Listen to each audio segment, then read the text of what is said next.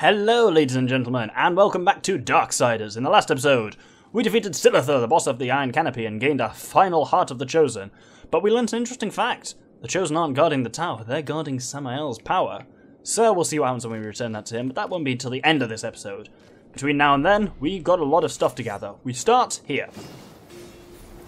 So with that thing activated, we can now grapple onto the bottom of it, and this will take you back up to where we thought fought Silithar, because remember she crashed through a fair bit of floor on the way down, but we don't want to go there. On this little halfway platform, we have got a blue...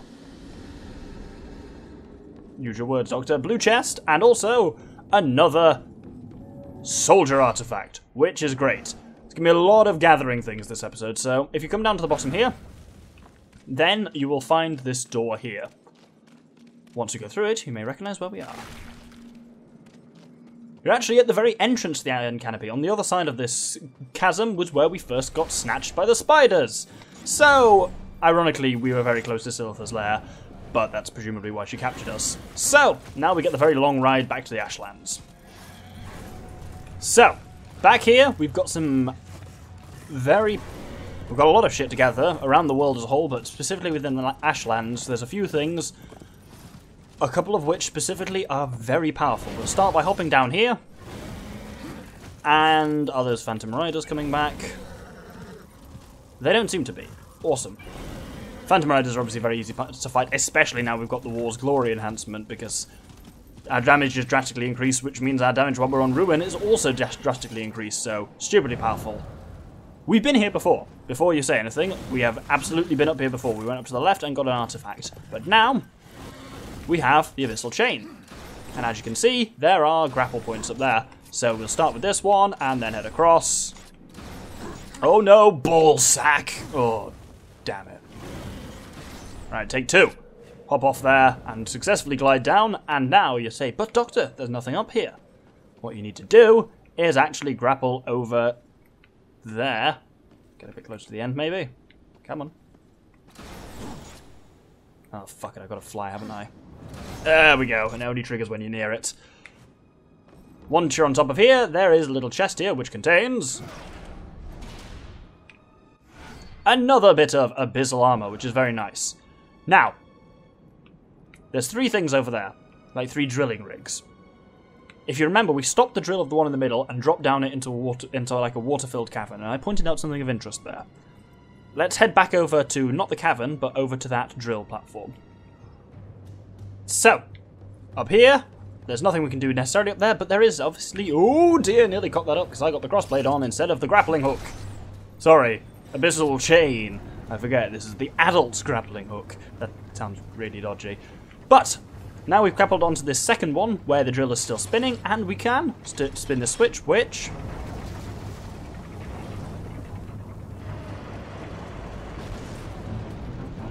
much like the last one, also retracts the drill. So, who remembers what was down in this cave? I pointed it out and said it's something entirely unique within the game. Indeed. This is the most powerful artifact in the game. The only Overlord artifact. This emblem bears the mark of the tyrannical General of the Legion armies. His name has long since been forgotten, but the husk of his formidable strength still lingers within this totem. Return it to Vulgrim and he will reward you. And boy will he, you get a very special reward for returning the Overlord one. So usually, yes, it pays you 500 souls for a soldier artifact, 2,000 or 1,000 for a champion. He pays you 5,000 for the Overlord, plus something else, which is pretty cool. And we'll be going to him just to sit. Oh, it's above us, I heard galloping. I was like, is there abyssal riders nearby? And there are, but they're in the Ashlands above us. I kind of forget all these areas are still underneath the Ashlands, which is quite cool, actually. Over here, I pointed this out when we were last here, there is another abyssal chain point. And there's a heap of bastards over here, so let's fight them. Whoops. Wow, a lot of things happened there. I thought I had Chaos Form ready to go. I didn't, and I accidentally fired up Affliction instead of Stone Skin. Affliction... oh, okay, I think I've bollocksed Affliction, because I think Affliction's targeting the Adult Blue Dragon, and I'm on the Adult Blue Dragon. So his ability to deal damage is limited. Well, He's dead at least, and we've nearly got Chaos Form charged. Ow, stop that. Once all the enemies are defeated, more enemies appear. Isn't that great? This time we can Chaos up. And take out the rest of them with the speeder on. Wow. Chaos Form is very powerful now. Speaking of powerful Chaos Form, that was done from a legendary enhancement. Here's another legendary enhancement, Strife's Offering. So Strife is one of the other horsemen. Don't get me started on my rant about horseman names. But this is Strife's Offering. Strife is apparently a big gun user, and when used, unlocks the mastery of guns, greatly increasing war's effectiveness in ranged combat. Doesn't have to be used on a ranged weapon, because obviously none of these are ranged weapons. I'm actually going to put it on the Tremor Gauntlet, because the Tremor Gauntlet has no other real purpose. I'm not going to be using it as a weapon much, so Strife's Offering. When slaughtered, boosts weapon damage, generates wrath on killing blows, and generates chaos in killing blows. The weapon damage obviously isn't going to be great on the Tremor Gauntlet, but the wrath and chaos from killing blows, obviously killing blows don't check what weapon you're using at all, so just any killing blow will get that effect, and passively you get drastically increased projectile attack damage and increased defense against projectile attacks. So that's very nice. We'll slap down the Tremor Gauntlet. And now we can just head over to Vulgrim. No, the horsemen, I was going to say in real life, but at least in the Bible, the 4 horsemen of the apocalypse. There's definitely 4. 2 are definitely known. Riding on the red horse is war. No doubt about that, because the Bible basically says that. And riding on the pale horse is death. Beyond that, it's all a bit unclear, because the Book of Revelations has been rewritten and changed more than pretty much any other Bible book. It's certainly been changed a lot, and there's a reason. One of the things that's notable for that is the fact that Revelations is about half the size of every other book in the Bible. It's been edited and redacted quite a lot. There are 2 other horses mentioned. One of them carries scales, is on a white horse, and says something about measuring grain and oil and stuff like that. He's widely considered, he looks very skeletal by description apparently, and is widely considered to be Famine. Famine is not given as a horseman in Darksiders. Instead, Fury is given as the 3rd one, who is, where am I going? I need to head to Vulgrim, who's right down this way. Fury is given as the 3rd one, who uses a whip and magic, and is the subject of Darksiders 3, which came out last week, at least, at the time of recording this. And I've obviously not played it yet. Well, not necessarily, obviously, but I haven't, take my word for it. And the final horseman is really up for debate. All we know about them, really, for sure, is Brown Horse, and they seem to wear a crown sometimes, sometimes not, but various sources give Pestilence as the 4th horseman, because the horsemen are basically just shown to be issues associated with the apocalypse. War, death, pestilence, famine, all makes sense. The Bible itself, though, I believe, doesn't give Pestilence as a horseman. It's... the most common interpretation I've heard for the 4th horseman is Conquest. But quite how that's different to war or particularly negative isn't really made clear. But I've heard, like, certainly paintings seem to show Conquest as the 4th horseman, but... Silver, I liked. Such a pity. But perhaps you have souls to ease my sorrow.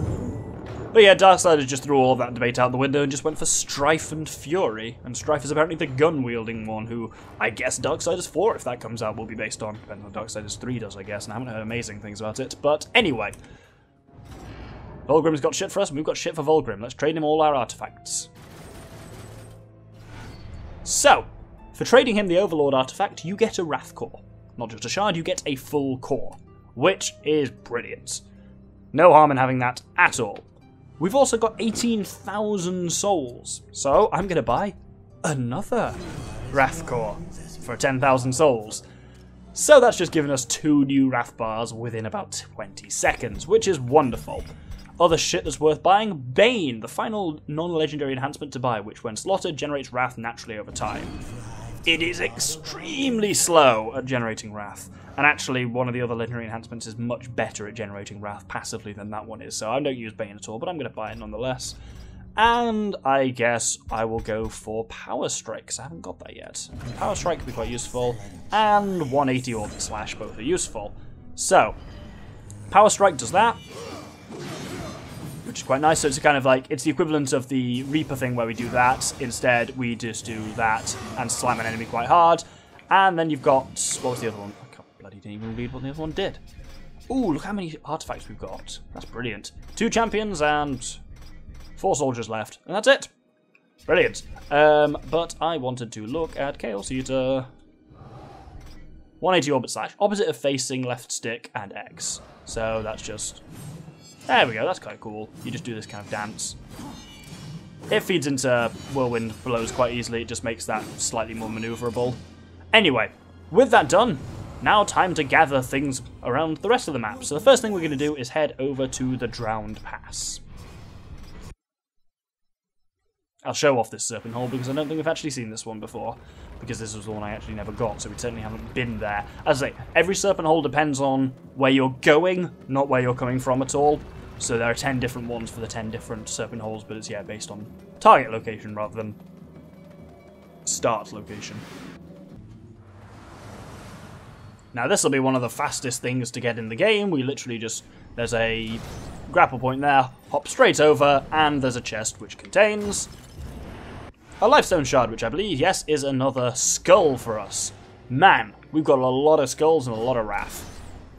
Even more so, I need to remember to use Wrath now. I really should have actually possibly, rather than wasting my money on combos, have bought Affliction level 2, because Affliction's quite powerful. Now we've got a lot of Wrath. But, there'll still be time for that. Let's head over to the Crossroads now.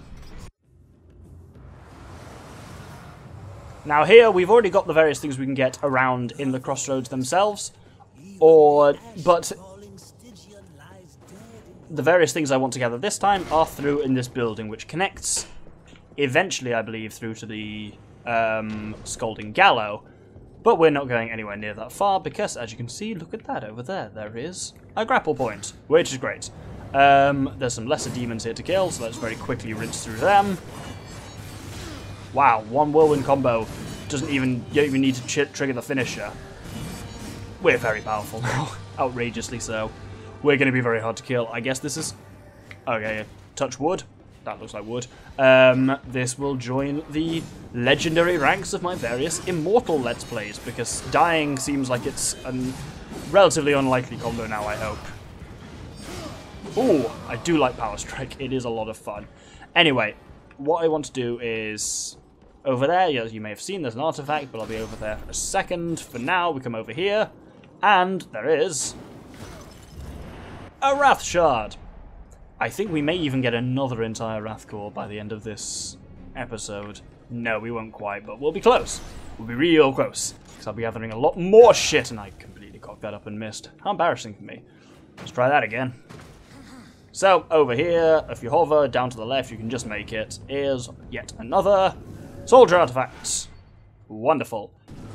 Let's take the Serpent Hole to the Dry Road. Once again, I believe this is a Serpent Hole we've not taken before, so I'll show it on the speeder, as ever. It's actually a lie. I'm not going to show it on the speeder, I'm going to show it in real time, because if we turn around 180 when we start here, there's a secret little path which leads to a Wrath Shard.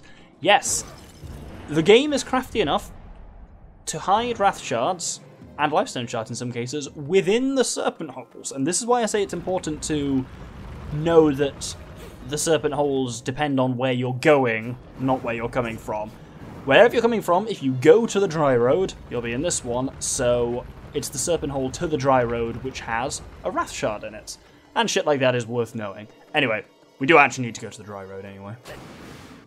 So notice everything's shaking. Quite heavily.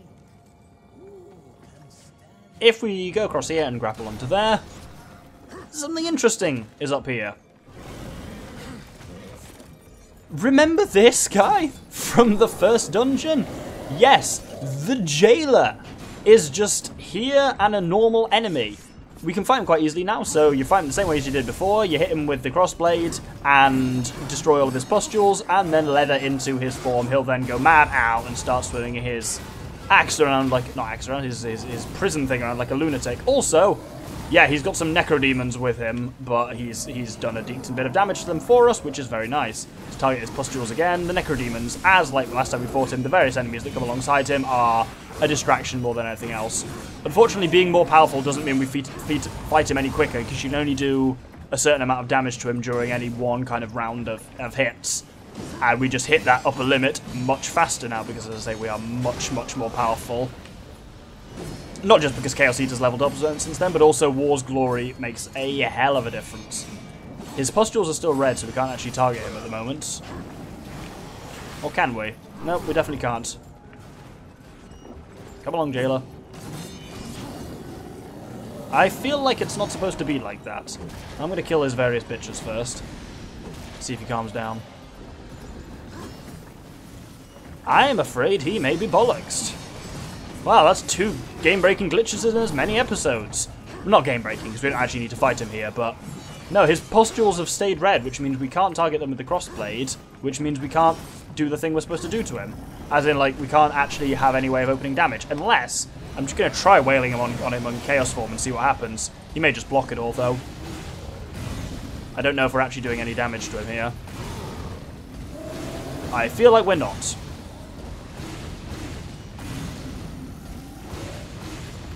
Nope, Jailer's broken. Well, that's very interesting. Well, he's a bit of just a distraction anyway. We don't need to deal with him at all. We can just fuck off up here.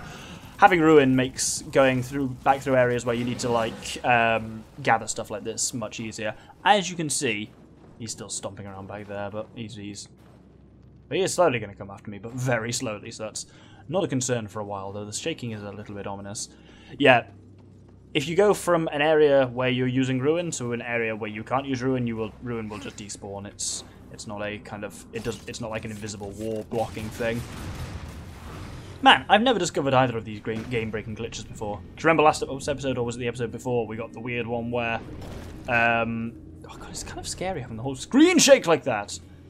It's like he's suddenly going to come around the side. And then I guess it is a little bit scary, because we've got an immortal enemy face coming up behind us, because we know he can't die, which is actually kind of scary when you think about it. I believe he's despawned. That's good. Oh no, he was clearly just stopping for a breather. God, I really wonder if he will come all the way around here. It does feel like he's getting closer. Certainly that visual effect is getting stronger. I'm really tempted to wait and see what happens. Fuck it, I'm going to do it.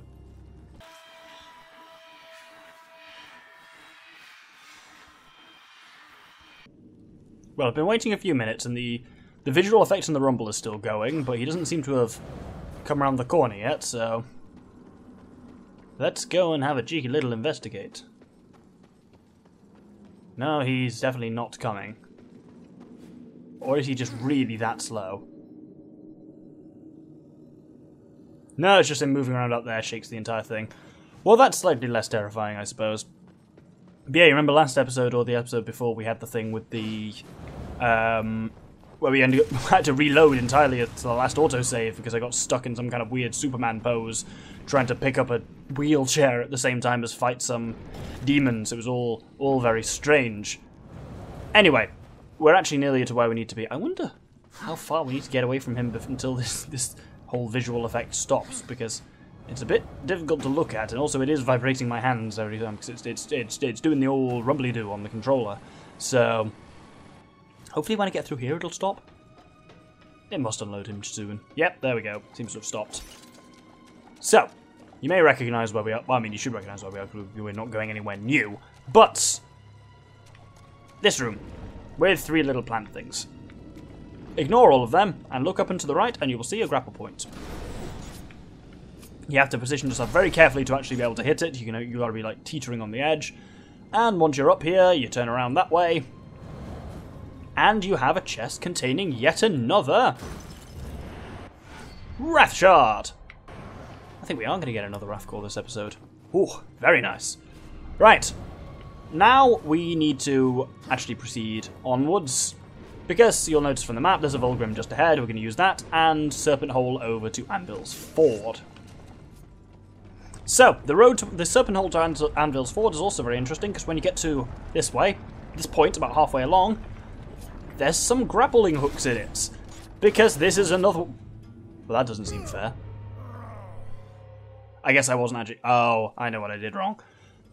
So if you press R when you're on one of those, you will shoot your grappling hook, even if it can't hit anything, and then you've detached it from where it was. We actually need to head forwards and use Shadow Flight. That also didn't work. So, things are less clear.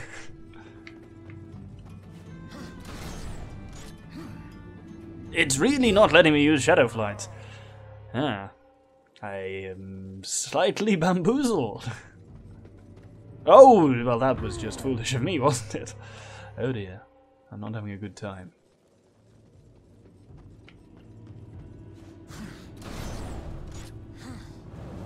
That's it, so you can't double jump off them. You just press and hold A and you will do your second jump and then glide. So try trying to press A and then press it again, but that doesn't do anything. Here is another Wrath Shard, which gets us another Wrath Core. We've got a ludicrous amount of Wrath. You can actually see there's only one bit of Wrath left in the game. My speakers are doing a thing. I'm curious to see if that'll be on the recording, but they were making that old noise that I've not heard for a very long time, which speakers make when a phone is going off near them, or like a phone is receiving, or is accessing a cellular network, like a kind of bum, bum, bum, bum, bum, bum, bum, and you don't really get it anymore. I've not heard that for about 5 years. I suppose it is literally sitting on top of various bits of electricity and audio cables at the moment, so I guess it's conducting through to my headphones. I really hope that's on the microphone, because if so, that's cool. Well, it's not cool, but it's interesting. Anyway, so here, technically speaking, we've got two things to do. I was going to say we've got one thing to do, but on the way there is something weird and unusual, which I feel this is at least a good chance to show off. So, we need to proceed through the kind of area where me and Ulthane fought the demons, so actually, well, angels, and that was off to the right there, and this kind of whole area. We can open all of these doors easily enough with Tremor Gauntlet now. Here is where we fought Uriel, and we're getting to the right kind of area. We need to basically head as far west as we can. Through there, we'd head to the Hollows, because that's the subway station on which the Griever is based. But we need to go all the way down here, to that waterfall over there. Oh, that's actually much closer than I thought. I was going to cut, but as you can see, there's a grapple point there and a chest behind it. But on your way over there, enchanted to make your acquaintance, War. Introducing the Gentleman Zombie! And so, there's a couple of these. They appear at various points in the game, and they're quite a good fighter. The best way to fight them is to use block counter like that. They can do a hell of a lot of damage to you, and also, you can't use Chaos Form against them. If you try to use Chaos Form on them, they will get scared and run away, and you want to defeat them. Not only because it's fucking weird, but you get 2,000 souls for defeating them, which is very nice. And they're a little shitey, weird Easter egg that's in the game. And they're a strange one, but, you know, there you go. That's the first of the Gentleman Zombies. I'm not going to show off all of them, but there's at least another couple I'll show off because they're on the way to things we'll need to get at some point anyway. But for now, we're done gathering. So, let's head back to Vulgrim.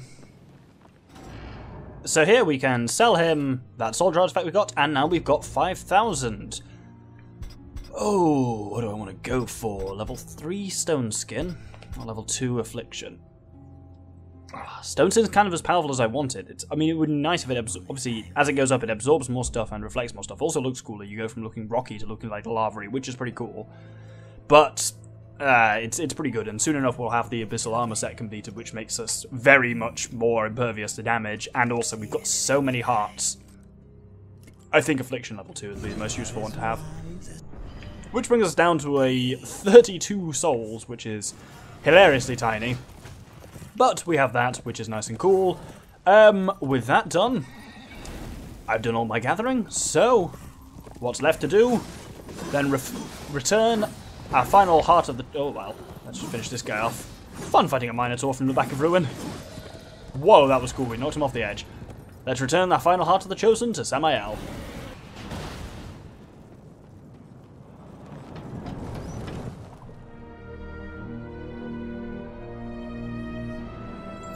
I was beginning to worry you might not live up to your end of the bargain. Give it to me. You lied to me about the Chosen. They never guarded the tower. What does it matter? Our deal wasn't for ancient history. I promised you the tower, and you shall have it.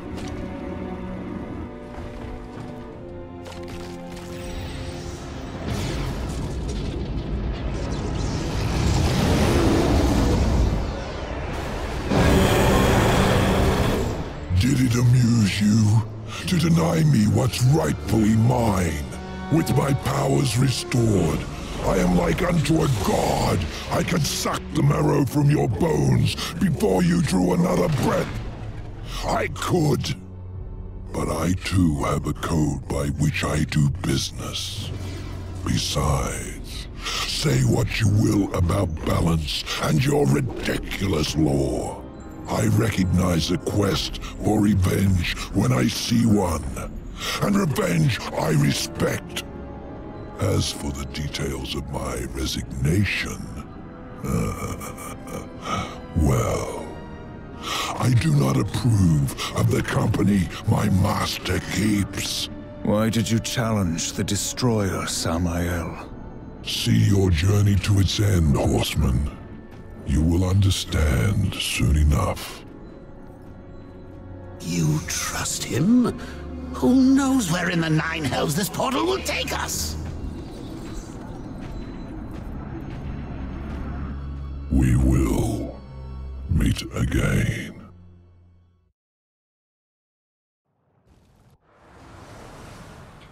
So, welcome to the Dark Serpent Hole. The reason I sounded weird there is I hadn't decided whether I was going to say the Dark Serpent Hole or the Devil's Serpent Hole, so I kind of went the I hadn't chosen which vowel I was going to commit to, but at that point it was too late to pull out. So this takes us to the Black Throne, the Destroyer's Spire. It's also interesting, yeah, Samael is now back at full power, and there's still some stuff he's not telling us, but don't worry. Answers start coming fairly soon. I've gone the wrong way. I need to go over here. We've seen the spire numerous times around the game, but we never get to approach it directly. Instead, this teleporter takes us straight there and straight inside, which is a bit disappointing because it'd be cool to see the world from up here, but I guess that world map doesn't exist. But this is the Black Throne, the final dungeon of the game. And it's unusual. It's great, but really weird. You'll see what I mean. Press this switch, and a bridge starts appearing in front of you. If you look underneath us as well, you'll notice there's some spooky shit rising up from the ground. You should recognise what that'll be by now. You've seen it enough times in the game, but if you haven't yet, all is about to be made clear.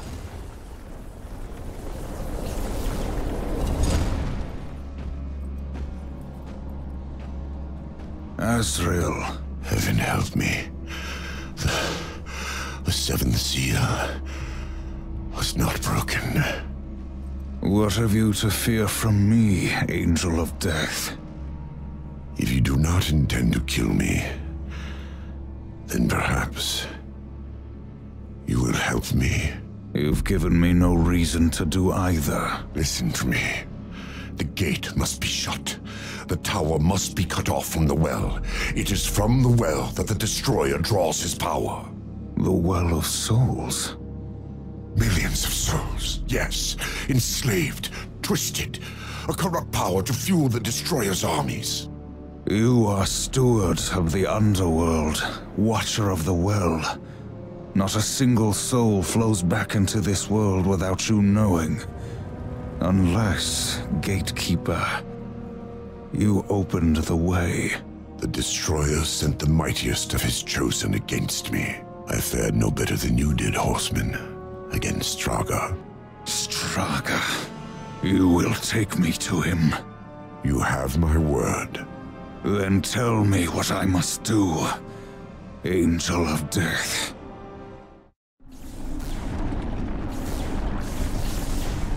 Please, you must find some way to draw power to this chamber. So, we've been given a mission within the dungeon of freeing Azrael, the Angel of Death. There's a lot of plot involving Wells of Souls and where the Destroyer draws his power from, which is made clearer over the coming dungeon/episodes. So we'll hold it there for now. Think about that voice. That should be an interesting one. Because it's one, if you've watched any of my stuff in the past, not any of my stuff, but some of my recent stuff, you should have a good idea of who it is. It's a very recognisable voice from certain things. But yes, we'll hold it there. We've done a lot of gathering around the world, and now we've come to the Black Throne. Next episode, we will be trying to free Azrael from his prison. Yes, I'm going to hurry, alright. God, don't speed me up on this. Thank you very much, and good day.